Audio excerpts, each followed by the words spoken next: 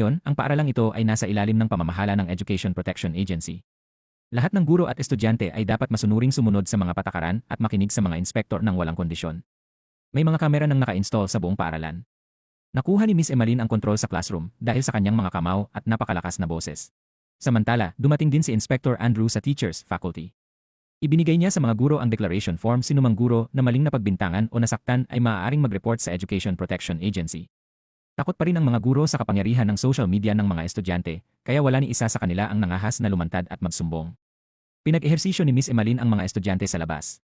Kahit pagod na sila, hindi sila nangahas na sumagot. Sa harap ng isang malakas na tulad ni Miss Emalyn, halos walang silbi ang kanilang maliliit na taktika ng maling paratang. Pagsapit ng tanghali, pumunta si Inspector Andrew sa convenience store sa loob ng paaralan. Bago yon, iminungkahi niyang magpanggap si Mr. Smith bilang estudyante upang pumasok sa paaralan bilang insider, ngunit tumanggi ito. Kaya ang tanging nagawa niya ay italaga si Mr. Smith na magtrabaho doon. Pagkatapos, dumating din si Miss Emalyn upang makipagkita sa kanila. Kinamayan niya si Mr. Smith ng napakalakas kaya namutla sa sakit ang mukha nito.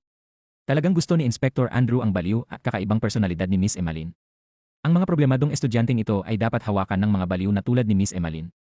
Binigyan ni Inspector Andrew si Miss Emalyn ng ultimatum at pinaalalahanan siya na kahit ano ang mangyari, hindi niya dapat hayaang may mamatay.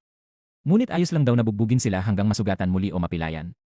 Tutal, mayroon silang ministro na si Robert na poprotekta sa kanila mula sa paparating na unos.